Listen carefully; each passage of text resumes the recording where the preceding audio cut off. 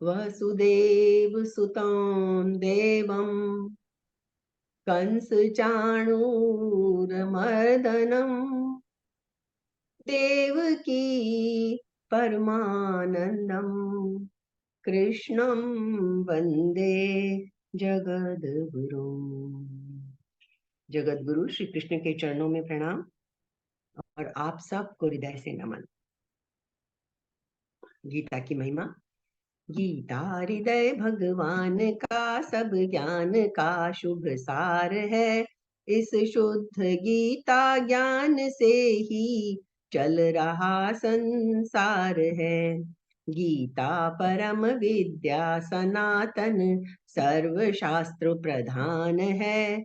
पर ब्रह्म रूपी मोक्षकारी नित्य गीता ज्ञान है।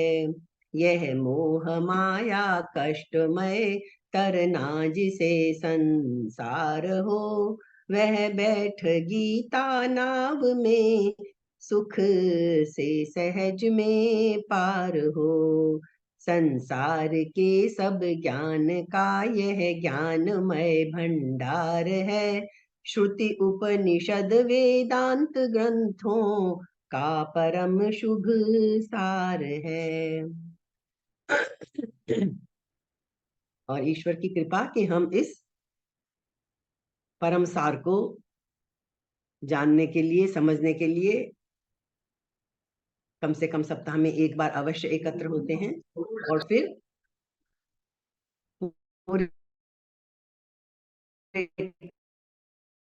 सब करते रहते हैं।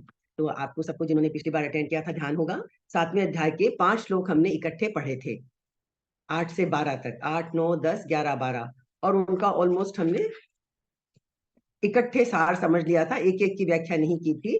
तो आज हम थोड़ी सी व्याख्या कर लेंगे। उससे पहले हम एक बार बस याद कर लेते हैं कि हमने क्या उसमें समझा था।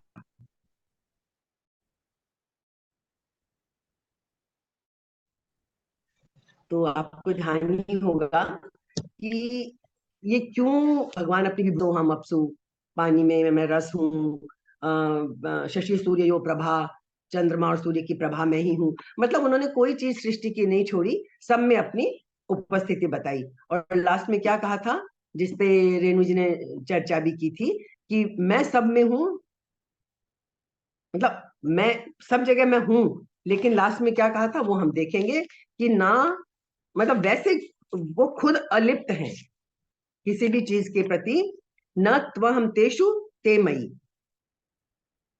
परंतु मैं उनमें और वे मुझ में नहीं है। तो ये थोड़ा कॉन्ट्रडिक्शन लगा था ना, हमने हमने इसकी चर्चा भी कर ली थी। अभी हम और आगे करेंगे जब 12वां श्लोक आएगा हमारा। तो 8 से 12 तक के जो श्लोक हैं तो हमने यहाँ छोड़ा था कि ये भक्ति योग षटक है। और हमने ये भी की थी चर्चा कि भाई ये बड़ा मुश्किल काम है इस तरह से समझना कि हम ईश्वर को सब चीज में देखें और महसूस, क्योंकि हम जान तो लेते हैं ये बात, लेकिन हम अनुभव नहीं कर पाते। हमें तो इंद्रियों से कहीं भी ऐसा नहीं लगता कि इस चीज के अंदर ईश्वर है, इस चीज के अंदर ईश्वर है। हमें सिर्फ अपने आप को याद दिला के समझाना पड़ता है। तो लेकिन ये करने का क्यों इतना जोर दिया जा रहा है, उसका कारण भी हमने देख लिया था कि ईश्वर सर्वव्यापक है, हमें अनुभव में नहीं आता है। वो कारण भी हमने समझ लिया था कि इस एक छोटी सी आदत भी हमारी पड़ जाती है, जैसे हमने सब चर्चाएं कर ली थी, तो हम उस चीज को भी, आदत को भी नहीं छोड़ पाते। तो ये तो हमारी जन्म जन्मांतरों की आदत पड़ी हुई है कि हम संसार में ही लिप्त रहते हैं। इस वजह से हम संसार में ही लिप्त रहते हैं और ईश्वर को नहीं देख पाते। ये हमारा कारण है और बड़ा सॉलिड कारण है, जिसको पार पाना बड़ा मुश्किल है ना।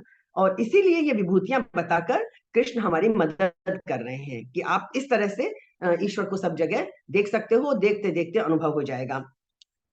तो जैसे कि समझ लीजिए,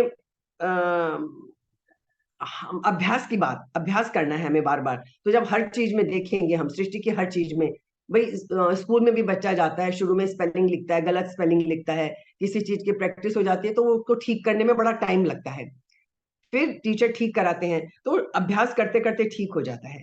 ऐसे ही हम लोग क्या है, यूं तो दिन भर भूले रहते हैं, लेकिन जैसे हम सबकी आदत है, हम यदा कदा या कोई रेगुलर भी है मंदिर जाते हैं। मंदिर में जाते हैं तो हमें लगता है ये भगवान का घर है, ऐसा हमको लगता है ना। मंदिर में जाके हमारे थोड़े भाव बदलते हैं, निश्चित रूप से सबके हमारे कोई जहां भी जिसका धार्मिक स्थल है, मंदिर, मस्जिद, गुरुद्वारा, जो भी कुछ है ना, चर्च में, जहां भी, तो हम मंदिर जाते हैं तो हमारे भाव बदलते हैं।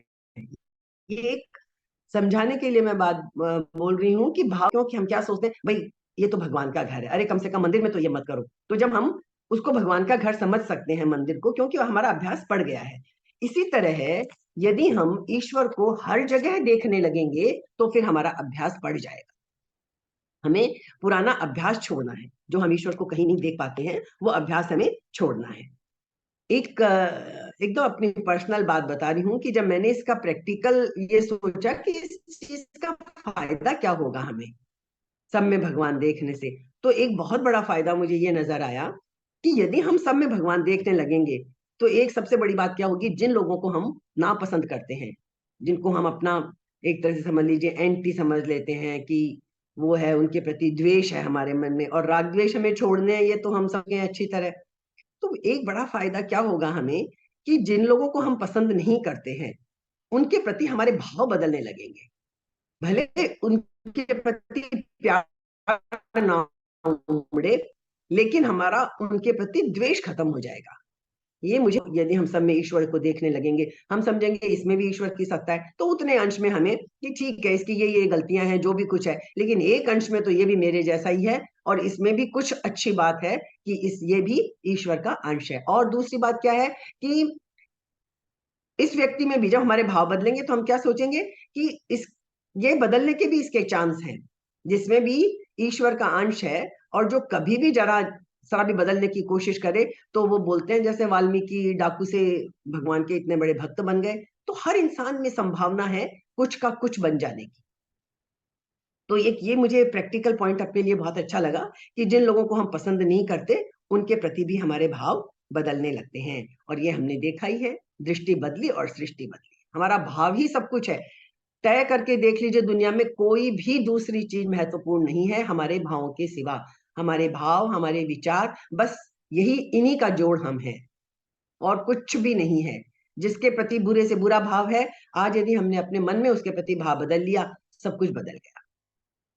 तो सब कुछ हमारे ही अंदर है, ना हमें कोई सुधारने वाला है, हमको खुद ही अपने आप को ठीक करना है, और हम अपने आप को ठीक कर सकते हैं। तो एक तो ये बहुत बड़ा फायदा हो जाएगा।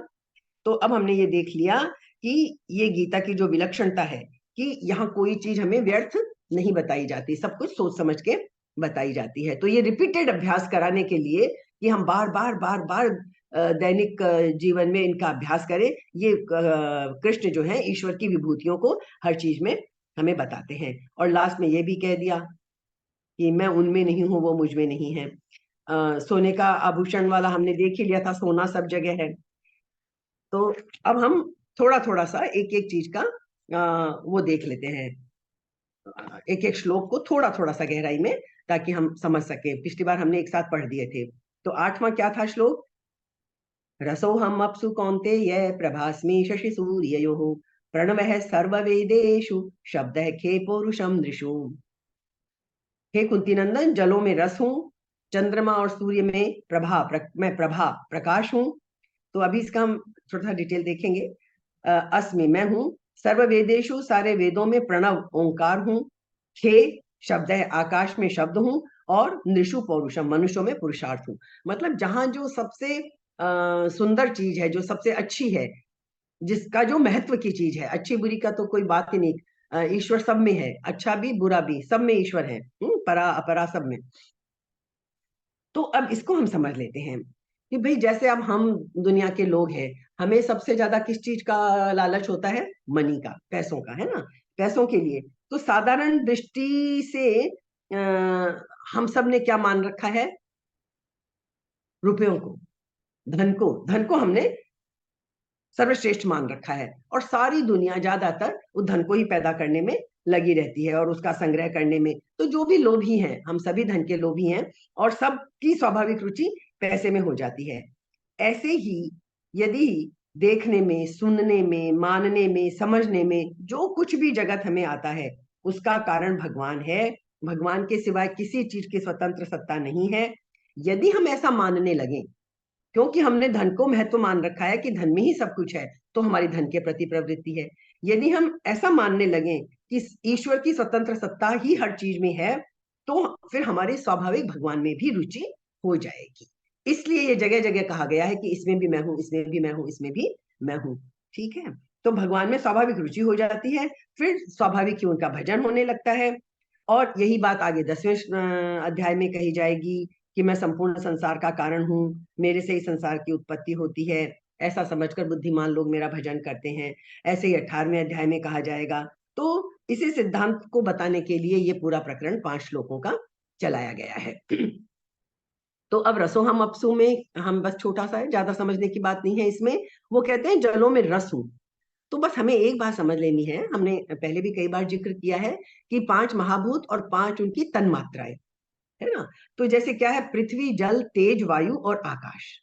पृथ्वी, जल, तेज, वायु और आकाश, ये स्थूल 5 महाभूत हैं जिनसे सारी सृष्टि बनी है, जिनसे हमारा शरीर बना है। इन स्थूल 5 महाभूतों के जो कारण हैं, हमने कहा ना हर चीज का कारण होता है, कारण के बिना कार्य नहीं होता। उनके कारणों का नाम क्रमशः, नाम भी क्रमशः क्या है उनका? पृथ्वी का गंध, कारण, जल का रस, तेज का रूप, वायु का स्पर्श और आकाश का शब्द। ये उनके कारण हैं। और ये जो कारण है ना इन 5 महाभूतों के, इनको हम बोलते हैं पंच तन मात्राएं। 5 महाभूतों की 5 तन मात्राएं। तो ये जो कारण रूप में है पंच तन मात्राएं, वो इंद्रियों और अंतःकरण के विषय नहीं है, जो कारण रूप में है। हम केवल शास्त्रों से सुनकर हम समझते हैं कि ये पंच तन मात्राएं हैं, लेकिन दूसरी तरफ ये जो 5 महाभूतों के कार्य हैं, थोड़ी सी दार्शनिक बात है पर समझ लीजिए, कारण के रूप में भी ये 5 तन मात्राएं हैं। और जब इन 5 महाभूतों के कार्य, कारण अलग चीज होती है, कार्य, कार्य जो होते हैं इन 5 महाभूतों के, जो हम आराम से अनुभव कर सकते हैं, वो उनका नाम भी गंध, रस, रूप, स्पर्श और शब्द है। इंद्रियों और अंतःकरण के विषय हैं, वो इंद्रियों के और अंतःकरण के विषय हैं। कार्य रूप में हम पृथ्वी की गंध को महसूस कर सकते हैं, जल के रस को महसूस कर सकते हैं, तेज के रूप को महसूस कर सकते हैं, वायु के स्पर्श को महसूस कर सकते हैं और आकाश के शब्द को महसूस कर सकते हैं कार्य रूप में। ठीक है। तो ये बात हमने समझ ली। तो यही जो रसो हम अपसु, अपसु माने जलों में मैं रस हूं। रस जो है, अभी हमने देखा ना, उसका कारण क्या है? रस का, रस तन मात्रा। जल का कारण क्या है? जल रस तन मात्रा से पैदा होता है, रस तन्मात्रा में रहता है और रस तन्मात्रा में ही लीन हो जाता है। प्रकृति में जितनी चीजें हैं, जो जिससे उत्पन्न हुआ उसी में स्थित रहा और फिर उसी में लीन हो गया। यही हमें हर जगह देखते रहना है। तो यदि हम पानी में से रस को निकाल दें, जल में से रस को निकाल दिया जाए, तो जल तत्व कुछ नहीं बचता, वही उसका कारण है। अतः रस ही जल रूप है। तो भगवान क्या कहते हैं, वो जो उसका तत्व है, जल का तत्व क्या है? रस। वो रस मैं हूं। हर चीज का जो तत्व है, जो मूल है, वो क्या है? वो भगवान ही है। अब यदि हम इसको प्रैक्टिकल उसमें लाएं तो हमें क्या फायदा हो जाएगा? हम ये सोच सकते हैं, जो कि बहुत मेडिटेशन का एक अच्छा तरीका हो सकता है, आसान हमारे लिए। दिन में हम पानी बहुत बार पीते हैं, है ना। तो जब भी हम जल पिए, उसको 1 सेकंड के लिए यदि हम बस देखने की आदत डाल लें, कोई लंबा नहीं कि उसको देख रहे हैं, कोई कहेगा कि अरे क्या पागलों की तरह पानी को देख रहे हैं, कुछ नहीं होता। ग्लास हाथ में आया, 1 सेकंड के लिए हमने उसे देखा और ये भावना कर ली कि इस जल में बैठा हुआ जो ईश्वर है, वही मेरी प्यास बुझा रहा है। पानी पिएंगे, प्यास बुझेगी। तो ये एक बहुत छोटा सा प्रयोग है, हम सब करके देख सकते हैं और बड़े आसानी से हो जाता है, क्योंकि मैं करके देख चुकी हूँ। और देख, अब आदत पड़ गई। अब तो पानी हाथ में आया तो 1 सेकंड के लिए, चाहे कोई छोटा सा, बहुत ही छोटा सा कोई मंत्र ही बोल लिया, कुछ भी कर लिया, या इतना ही समझ लिया कि इस जल में रस रूप में जो ईश्वर विद्यमान है, वो मेरी प्यास बुझा रहा है। तो इस तरह हम छोटे छोटे प्रयोग कर सकते हैं। दूसरा क्या आया? प्रभास्मी शशि सूर्ययोः। चंद्रमा और सूर्य में जो प्रकाश करने की एक विलक्षण शक्ति है, वो क्या है? प्रभा। हर चीज तो नहीं चमकती ना, चंद्रमा और सूर्य ही प्रकाश देते हैं, वो भी मेरा स्वरूप है। प्रभा जो है वो रूप तन्मात्रा से उत्पन्न होती है। ये जो प्रकाश देने की क्षमता है, ये रूप तन्मात्रा, रूप तन्मात्रा से उत्पन्न होती है। और रूप तन्मात्रा किसका हमने देखा ना अभी, पृथ्वी जल, जल का हमने देख लिया। प्रकाश करने वाली एक, तो एक बात हम ये समझ लें, ये प्रकाश करने वाली जो चीज है इसकी भी दो शक्तियां अभी हम समझते हैं। तो कृष्ण क्या कहते हैं कि प्रकाश करने की जो एक विलक्षण शक्ति है चंद्रमा और सूर्य में, वह मेरा स्वरूप है। जो ये प्रभा पैदा होती है ये रूप तन्मात्रा से उत्पन्न होती है, रूप तन्मात्रा में रहती है और अंत में रूप तन्मात्रा में ही लीन हो जाती है। तो अगर चंद्रमा और सूर्य में से प्रभा निकाल दी जाए ये प्रभा जो चमक देने की उनकी विलक्षण शक्ति है ये निकाल दी जाए, तो चंद्रमा और सूर्य निस्तेज हो जाएंगे, उनमें कुछ नहीं बचेगा। तात्पर्य है कि केवल प्रभा ही चंद्र और सूर्य के रूप से प्रकट हो रही है। भगवान कहते हैं वह प्रभा भी मैं ही हूं। अब यहां बस हमें एक बात समझ लेनी है कि ये जो प्रकाश, ये जो रूप तन्मात्रा है ना, इसकी दो शक्तियां होती हैं। एक तो होती है प्रकाशिका, प्रकाश देने वाली, और एक होती है दाहिका अर्थात जलाने वाली। अभी उसका भी हमें समझ में आ जाएगा। प्रकाशिका शक्ति को प्रभा कहते हैं और दाहिका शक्ति को तेज कहते हैं। प्रकाशिका शक्ति दाहिका शक्ति के बिना रह सकती है, समझ में देख लीजिए। प्रकाशिक दो शक्तियां हैं, प्रकाशिका प्रकाश देने वाली, दाहिका जलाने वाली। प्रकाशिका शक्ति जो है रूप तन्मात्रा की, वो दाहिका शक्ति के बिना, जलाने की शक्ति के बिना रह सकती है। जैसे मणि, चंद्रमा, इनमें प्रकाशिका शक्ति तो है लेकिन दाहिका शक्ति, जलाने वाली शक्ति नहीं है। लेकिन दाहिका शक्ति जो प्रभा है, जो प्रकाश देने वाली शक्ति है, प्रकाशिका है, उसके बिना नहीं रह सकती। इसका हम एग्जाम्पल देख लेते हैं। प्रभास, जैसे चंद्रमा और सूर्य प्रकाशिका शक्ति की प्रधानता को लेकर यहाँ प्रभा शब्द का प्रयोग कर दिया। आगे इसी अध्याय के 9वें श्लोक में जब हम पहुंचेंगे तो वहां यही दाहिका, ये जो रूप की शक्ति है दाहिका, वो तेज के रूप में, अग्नि में क्या होता है, प्रकाशिका भी है लेकिन दाहिका शक्ति भी है, जलाने की शक्ति भी है। दाहिका शक्ति की प्रधानता को लेकर आगे तेज शब्द का प्रयोग हुआ है। लेकिन यहाँ जिक्र आया है सूर्य और चंद्रमा का, तो सूर्य और अग्नि में प्रकाशिका और दाहिका दोनों है, चंद्रमा में दाहिका नहीं है, खाली प्रकाशिका है। ठीक है, तो ये भी हमने देख लिया कि चंद्रमा और सूर्य में प्रकाश करने की जो एक विलक्षण शक्ति है वो क्या कहते हैं कृष्ण, कि वो ईश्वर ही है जो रूप तन्मात्रा से उत्पन्न होती है। तीसरा क्या आया था, प्रणवः सर्व वेदेषु, संपूर्ण वेदों में प्रणव ओंकार मेरा स्वरूप है। ये हम सब जानते हैं, एक मूवी भी शायद आई थी जिसमें देखा था हमने, कोई ऋतिक रोशन की एक मूवी आई थी, तो मुझे नाम याद नहीं आ रहा अभी।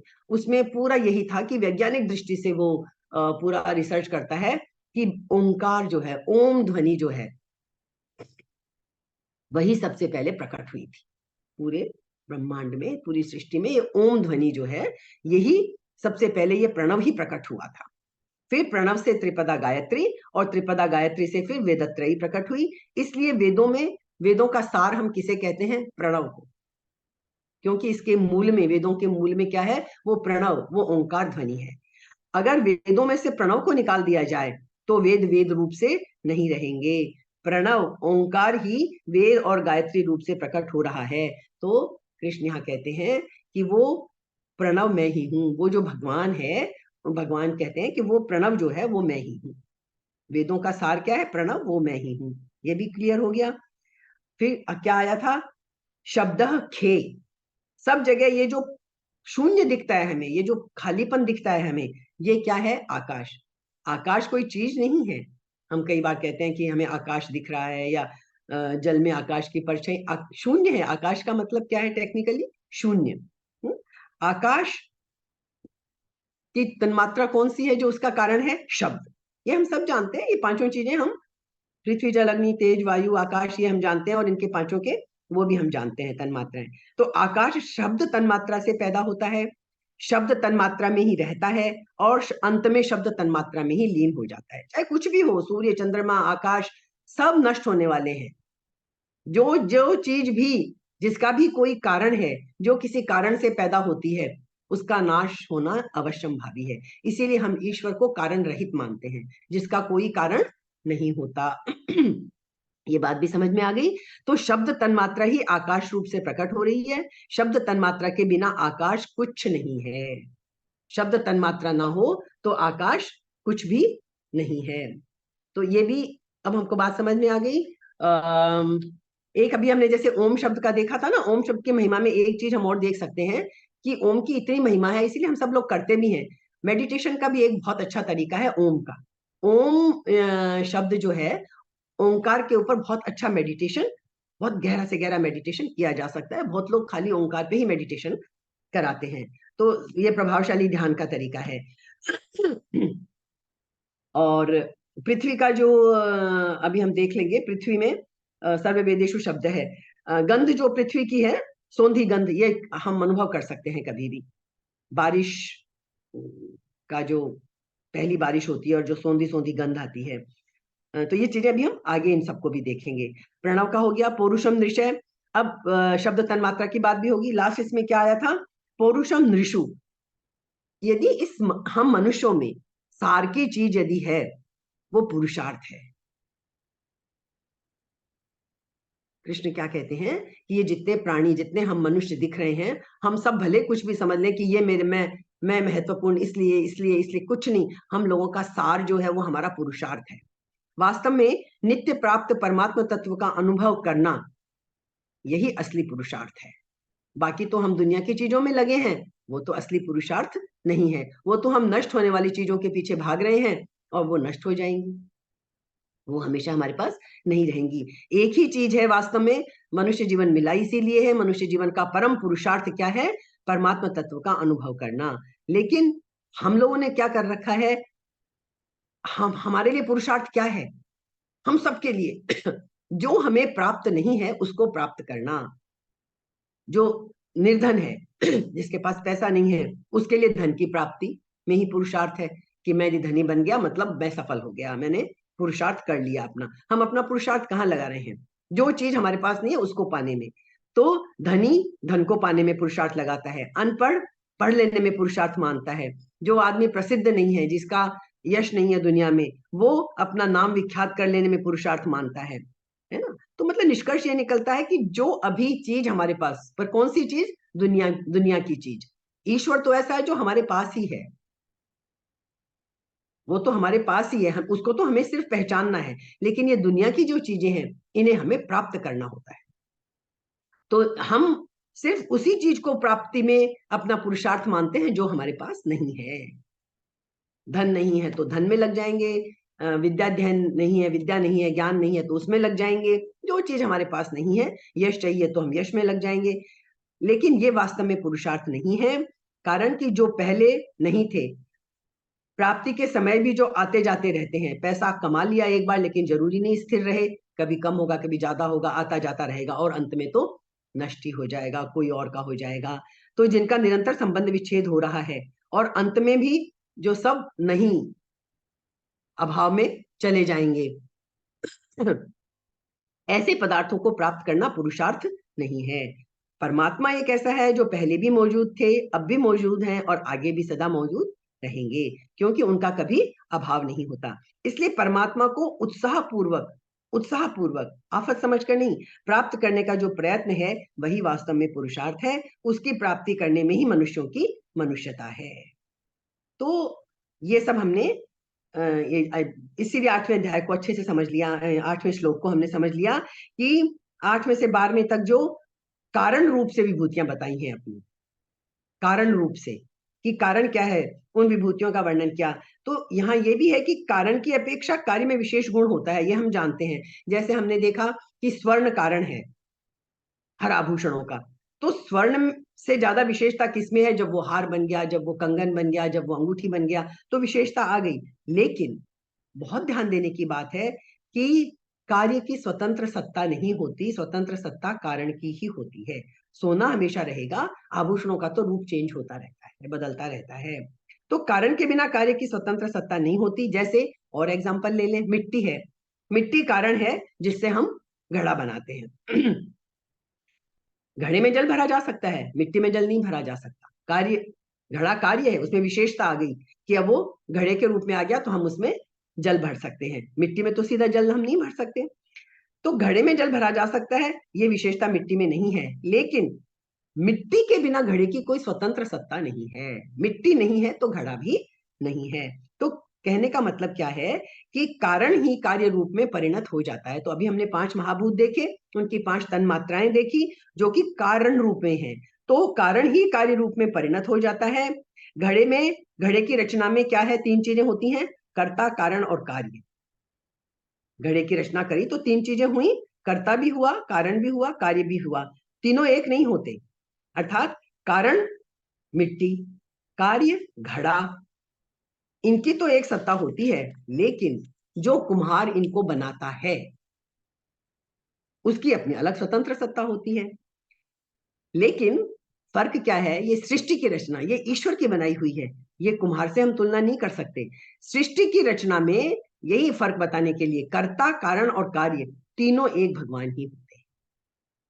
अतः जब हम यहाँ देखते हैं, रस भी भगवान है और जल भी भगवान है, क्योंकि हमने क्या देखा, कर्ता कारण, सृष्टि की रचना में कर्ता, कारण और कार्य ये तीनों एक भगवान ही होते हैं। प्रभा भी भगवान है, चंद्र सूर्य भी भगवान है, ओंकार भी भगवान है और वेद भी भगवान है, शब्द भी भगवान है, आकाश भी भगवान है, पुरुषार्थ भी भगवान है और मनुष्य भी भगवान है। जितने इस श्लोक में चीजें आई उन सबका कारण और कार्य ये बताया कि वो भगवान ही है। तो मिट्टी तो घड़े के रूप में परिणत होती है, लेकिन फिर असली बात, परमात्मा संसार के रूप में परिणत नहीं होते। ये जो बात कही थी ना, पिछली बार भी चर्चा की थी कि मैं उनमें नहीं हूं, वो मुझ में नहीं है। कारण की परिणत कोई भी चीज यदि किसी चीज का रूप बदलती है, जैसे मिट्टी का रूप बदला घड़ा बन गया, तो कोई भी चीज परिणत होती है वो विकारी होती है, उसमें विकार होते हैं। जबकि परमात्मा को हम क्या कहते हैं, निर्विकार। तो परमात्मा परिणत नहीं होता किसी चीज में। अतः जैसे हमने अंधेरे में क्या किया, रस्सी है वही हमको सांप दिख गई, या कुछ भी हमें दिख सकता है अंधेरे में, तो ऐसे ही परमात्मा संसार रूप में हमें दिखते हैं। वास्तव में परमात्मा मतलब कहने का मतलब यह कि परमात्मा में तो कार्य कारण का भेद ही नहीं है। क्यों? क्योंकि फिर वही बात आ गई कि उनके सिवाय और कुछ है ही नहीं। सब कुछ परमात्मा ही है, कारण भी वही है, कार्य भी वही है, और कोई वस्तु है ही नहीं।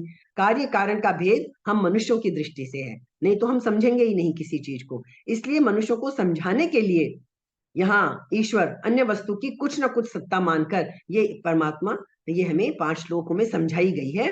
और परमात्मा का वर्णन, विवेचन, विचार, चिंतन, प्रश्नोत्तर जो हम करते हैं ये किया जाता है। नहीं तो हम किस बेस पे प्रश्नोत्तर करेंगे यदि एक ही बात को पकड़ के बैठ जाएंगे? क्योंकि जितनी मनुष्यों की बुद्धि है उसी हिसाब से हमें समझाया जाता है। किसी बच्चे को हमें समझाना होता है तो हम अपने होशियारी के लेवल पे आके उसको नहीं समझा सकते। बच्चे को समझाने के लिए, यदि 4 साल का बच्चा है तो उसको समझाने के लिए उसके लेवल पे आना पड़ता है। ये बात हमें समझ में आ गई। अब 9वें श्लोक में हमने और क्या क्या चीजें पढ़ी थी जो अभी हमने जिक्र भी किया। पुण्यो गंध है पृथिव्याम च तेजश्चास्मि विभावसौ जीवनम सर्वभूतेषु तपश्चास्मि तपस्विषु। अब इनको भी एक एक चीज को समझ लेते हैं। 9वां श्लोक है ये। पृथ्वी में पवित्र गंध मैं हूं, जिसकी अभी हमने चर्चा की थी। पृथ्वी की सौंधी सौंधी गंध का हम अनुभव कर सकते हैं। फिर आपके मन में प्रश्न आ जाएगा कि जो दुर्गंध भी तो होती है, वो होती है विकृति। विकृति आती है, वो पृथ्वी का वो वास्तविक गुण नहीं है। शंकराचार्य ने भी व्याख्या की है इसकी, तो भी डिटेल में चाहे तो कर सकते हैं। नहीं तो ये समझ लें कि पृथ्वी तो पुण्य गंध ही है, पृथ्वी की तो जो वास्तविक है। जो दुर्गंध या जो चीजें पैदा होती हैं वो विकृति से पैदा होती है ना, उनका कारण विकृति है। और विभावसौ, अग्नि में तेज मैं हूं, यहाँ वही आ गई प्रभा। यहाँ प्रभा की जो तेज है उसकी वो दाहिका शक्ति है। अग्नि में दाहिका और प्रकाशिका, अग्नि जलती है तो प्रकाश भी होता है और जलाने की क्षमता भी उसमें होती है। तो अग्नि में तेज मैं हूं और सब प्राणियों में जीवनी शक्ति, ये हमारे लिए इंपॉर्टेंट है। हम जितने प्राणी हैं इस जीव जगत में, उन सब में संपूर्ण प्राणियों की जो जीवनी शक्ति है वो भी वो ईश्वर ही है। और तपस्वियों में तप तपस्या में हूं। ये जब भी हमारा टाइम समाप्त हो जाएगा हम इनको देख लेते हैं। पुण्यो गंध पृथिव्याम, पृथ्वी कौन सी तन्मात्रा से पैदा होती है? गंध तन्मात्रा से। गंध, पृथ्वी की तन्मात्रा क्या है? गंध। गंध तन्मात्रा रूप से रहती है और गंध तन्मात्रा में ही पृथ्वी लीन हो जाती है। तात्पर्य क्या है? गंध के बिना पृथ्वी कुछ नहीं है। तो भगवान क्या कहते हैं? पृथ्वी की वह पवित्र गंध मैं ही हूं। इसके आगे एक शब्द लगाया पुण्य, जिसका मैंने आपसे चर्चा कर ली। पुण्य का मतलब होता है गंध मात्र पृथ्वी में रहती है। हाँ, पुण्य अर्थात पवित्र गंध तो पृथ्वी की स्वाभाविक गंध है, और जो दुर्गंध है वो किसी विकृति से पैदा होती है। तेजश्चास्मि विभावसौ, तेज रूप तन्मात्रा से प्रकट होता है। रूप तन्मात्रा से तेज प्रकट होता है, उसी में रहता है, अंत में उसी में लीन हो जाता है। अग्नि में तेज तत्व है, 5 भूतों की बात कर रहे हैं ना हम। तेज के बिना अग्नि निस्तत्व है, कुछ नहीं है। तो भगवान कहते हैं वो तेज जो है उस अग्नि का, वो मैं ही हूं। जीवनम सर्वभूतेषु, हमारे लिए महत्वपूर्ण चीज, संपूर्ण प्राणियों में एक जीवनी शक्ति है, प्राण शक्ति है, उसी की वजह से हम जी रहे हैं। आप कभी सोच के देखिए कि हम गहरी नींद में सो रहे हैं और एक डेड बॉडी है, हलचल दोनों में ही नहीं है, लेकिन डेड बॉडी से आप कंपेयर करेंगे तो जो आदमी गहरी नींद में सो रहा है, हिलडुल नहीं रहा, लेकिन उसमें एक अलग ही तेज होता है। मुर्दे से अलग नजर आएगा वो व्यक्ति, गहरा सोता हुआ व्यक्ति, चाहे वो हिलडुल नहीं रहा है, वो उसी जीवनी शक्ति के कारण। जब वो जीवनी शक्ति निकल गई तो हम मुर्दा की तरह हो गए, डेड हो गए, फिर हमारे अंदर कोई कुछ भी नहीं बचेगा। तो ये जीवनी शक्ति, प्राण शक्ति से ही हम प्राणी कहलाते हैं। प्राण शक्ति के बिना हमारा कोई प्राणीपना नहीं है। तो हमारे लिए सबसे इंपॉर्टेंट क्या है? ये प्राण हमारे लिए सबसे अधिक जरूरी है, इसी की वजह से हम प्राणी हैं। प्राण शक्ति के कारण ही ये जो गाढ़ी नींद में सोता हुआ व्यक्ति है, ये भी उस डेड बॉडी से, उस मुर्दे से अलग दिखाई देता है। और लास्ट में क्या कहा? तपश्चास्मि तपस्वी। तप, तप क्या होता है? द्वंद्व को सहने की क्षमता, अच्छा बुरा तेज, मतलब जो भी कुछ है, ठंडा गर्म, जो द्वंद्व होते हैं हर तरह के, इनको सहने की जिसमें क्षमता आ जाती है, जो हमने दूसरे अध्याय में समझा था, उसको कहते हैं तप। तो तपस्वी जो है वो तप करते हैं। लेकिन वास्तव में परमात्मा तत्व की प्राप्ति के लिए कितने ही कष्ट आए, तपस्वी उनमें निर्विकार रहता है। हम कहानियां सुनते हैं ना माइथोलॉजी में कि हजारों वर्षों तक एक पैर पे खड़े होकर तपस्या की, कुछ भी नहीं खाया, पानी भी छोड़ दिया और हवा पे जिए, इस तरह की हम बहुत सारे कहानी। तो ये तपस्या है जो ईश्वर प्राप्ति के लिए की जाती है। और इसी तप को, ये जो तप है विलक्षण चीज है, ये भगवान कहते हैं कि तपस्वियों का तप मैं ही हूं। जहां जहां जो सार चीज है वो ईश्वरी है। अगर तपस्वियों से तप को निकाल दें तो तपस्वी नहीं रहेंगे। तो हमें इस तरह से हर जगह, 10वां श्लोक शायद हम आज अभी नहीं कर पाएंगे, तो ये देख लें हम कि सृष्टि की रचना में भगवान ही करता है, भगवान ही कारण है और भगवान ही कार्य है। ये हम समझ चुके हैं, कर्ता कारण कार्य, तीनों सृष्टि की रचना में भगवान ही है। तो गंध और पृथ्वी, तेज और अग्नि, जीवनी शक्ति और प्राणी, तपस्या और तपस्वी, ये सब के सब कारण और कार्य एक भगवान ही है। यही सब जगह बताया जा रहा है कि सब जगह वो भगवान ही है, भगवान ही है, भगवान ही है। कारण परा और अपरा दोनों भगवान की शक्ति होने से भगवान से अभिन्न है। अतः परा अपरा के संयोग से पैदा होने वाली संपूर्ण सृष्टि भगवत स्वरूप ही है। हमें ये अच्छी तरह समझ लेना है और हर चीज में ईश्वर को देखना है। इसका अभ्यास कराने के लिए ये 5 श्लोक हैं कि जब भी कोई चीज हमारे सामने आए, हमारे